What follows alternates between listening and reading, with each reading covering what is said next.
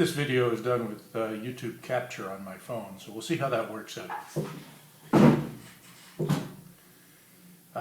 Anyhow, this quiz question had a chocolate fountain with molten chocolate pouring over the edge of a vessel here, and a little region like this of a thin, slow-moving chocolate layer coming down off the edge, possibly onto a piece of pineapple. And zooming in, the question told us that the view of what was going on in that thin layer of chocolate probably looked something like this. That there was a velocity profile that looked like this. Zero velocity at the wall, increasing as we went out. That the layer was 5 millimeters thick, both here and here. Now that means it has to be fully developed. It's got the same thickness, or at least it's a strong hint that it's fully developed, and it gave us the Z direction like this. Now, it said it was the cross-section of a new design for a linear chocolate fountain that extends in the X direction, allowing the assumption of a two-dimensional flow over the edge. So that's making our lives a little easier. It's Cartesian coordinates. Use arrows to show all of the forces acting on the control volume in the Z direction and where they act. Identify the type of force. Scale the arrows for the relative magnitude of the forces. Bigger forces, longer arrows. So let's consider first gravity. We're assuming we're on Earth. We've always got gravity. So right in the middle here, we'll have a force due to gravity, and it acts in the downward direction. And it will have a component in the Z direction like that. So that's GZ, a force acting downwards. Now, in addition, there are going to be pressure forces due to the air, but this is exposed to the atmosphere everywhere, so the pressure forces are going to be the same on both sides. They exist, but they're the same on both sides. So there's a pressure force acting here,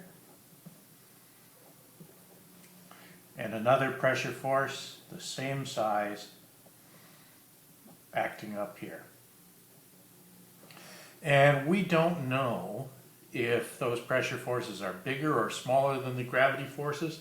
We could figure that out, but we need to know what the air pressure was here on the outside. But we do know that they're the same. So we've got gravity, we've got pressure.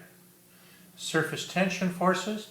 There might be some surface tension out here at the outer edge, right at the outer edge of the flow, where the liquid chocolate and air interface is. But inside, on this control volume, no surface tension forces.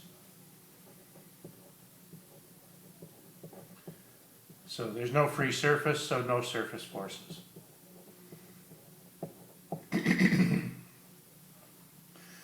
Inertial forces are sort of made-up forces. They're the equivalent of the acceleration. That leaves us with viscous forces.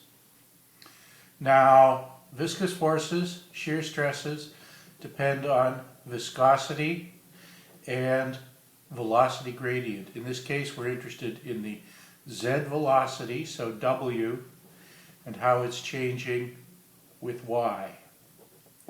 So where dw dy is big, i.e. in here or in here, the shear stresses will be large. W is changing a lot for small changes in Y. And when we get out here, the shear stresses will be small.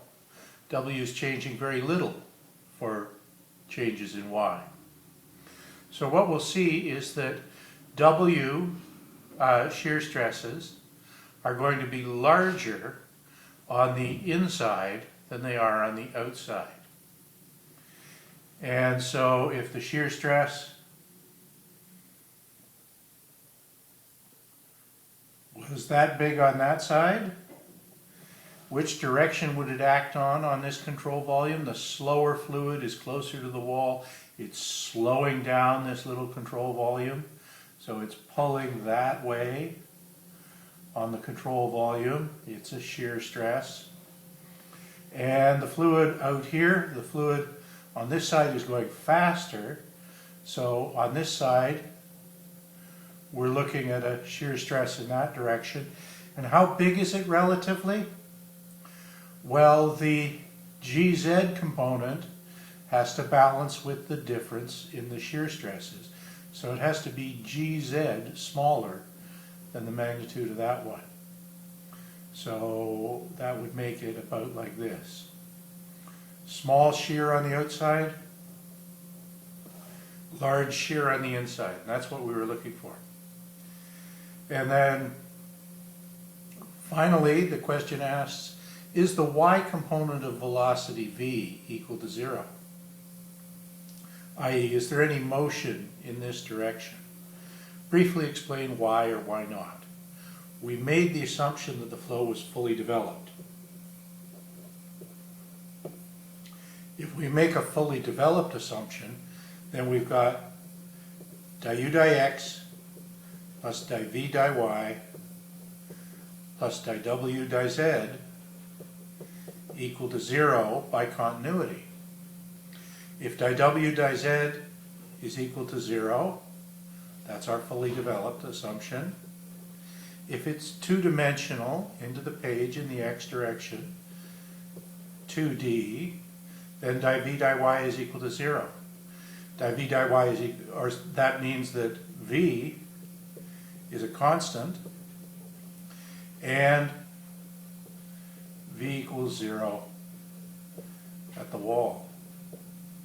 Therefore, v equals 0. And that answers that question.